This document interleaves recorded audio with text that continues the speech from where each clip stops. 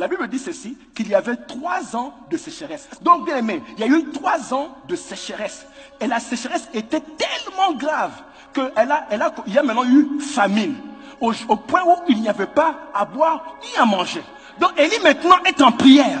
Il commence à prier avec intensité. Parce que la Bible nous dit que Élie priait avec instance. Pas une prière avec brosse à dents dans la bouche. Pas ces prières-là. C'est une prière intense. Bien aimé, il y a des choses qui demandent une prière intense. Vous comprenez? Pas des prières superficielles. Une prière intense. Alors, Élie insiste pour la pluie. La réponse que Dieu lui donne, c'est un petit nuage. Comme la paume d'une main. Bien aimé. Élie envoie son serviteur. Son serviteur vient. Il regarde, il inspecte le ciel. Il voit, il dit, oh, il voit un nuage qui avait la taille d'une paume de main. Il a bien mesuré. Il rentre maintenant, écoutez, il dit à son maître, il dit à Élie, je viens de voir un petit nuage qui a la taille d'une paume de main. Lui, le serviteur, comme ce n'est pas un homme de prière, pour lui, il a vu quelque chose de petit. Mais Élie qui était en prière, qui était dans les dimensions de Dieu, dans les profondeurs de Dieu, pouvait lire le signe des temps, et regarder la paume de main, reconnaître que c'est ça même qu'on appelle la pluie. La pluie que, oh Seigneur, la prière que je suis en train de faire, la pluie que je cherche, se trouve dans cette paume de main. Vous voyez comment nous faisons passer les opportunités. C'est parce qu'on n'est pas en prière et on n'est pas connecté avec le Dieu qui répond à ces prières-là. Tu pries, tu sors, tu fais autre chose. Mais ceux qui sont connectés à Dieu peuvent comprendre le langage de Dieu et reconnaître le miracle derrière la sémence. Ils regardent la sémence, ils voient la moisson. Mais quand tu n'as pas les yeux de Dieu, tu ne reconnais pas ce que Dieu fait. C'est que même pendant que je parle ici, tu es assis sur quelque chose qui peut changer ta vie.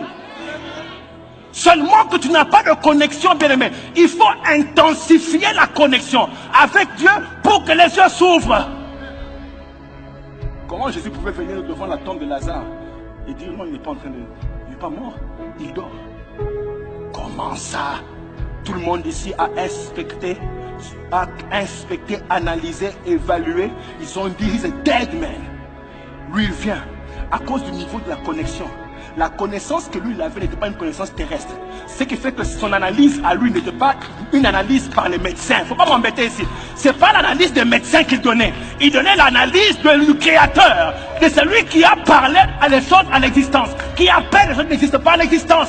C'est la connaissance que lui il avait. Je prie que Dieu tu sois connecté à d'autres niveaux avec Dieu pour amener sur la terre des choses qui n'ont jamais existé. Pendant que tout le monde fait des faux pronostics, quand tu dis c'est vrai, vous parlez de la réalité. Moi je parle de la vérité. Je vais continuer à confesser la vérité. Qu'est-ce que tu vois maintenant? Qu'est-ce que tu vois maintenant? Oh, ne me dis pas un conte vide. Il ne faut pas me dire un conte vide. Ne me dis pas je vois un conte vide. Tu as mal vu. Tu as mal vu. Mal. Hein? Tu as mal vu. Non. Dis-moi un peu. Quand tu te regardes, tu vois quoi? Ah, je te pose la question. Quand tu regardes le miroir là, tu vois quoi? Qu'est-ce que tu vois? Tu vois les pronostics de tes cousins, qui se moquaient de toi, les amis à l'école qui t'insultaient. Qu'est-ce que tu vois? Marie voyait une paysanne. Mais Dieu dit non, tu es béni de toutes les femmes. Ah oui, j'ai d'ailleurs envoyé le plus petit. Dieu dit tais-toi. Tu es un vaillant héros. Ça va m'énerver ici. Quand tu te regardes, qu'est-ce que tu vois? Qu'est-ce que tu vois? Ah, tu dois te regarder et dire, je sais ce qu'ils disent. Mais parce que lui, il vit, je n'ai rien à dire. Mon lendemain est assuré. C'est comme ça que tu parles.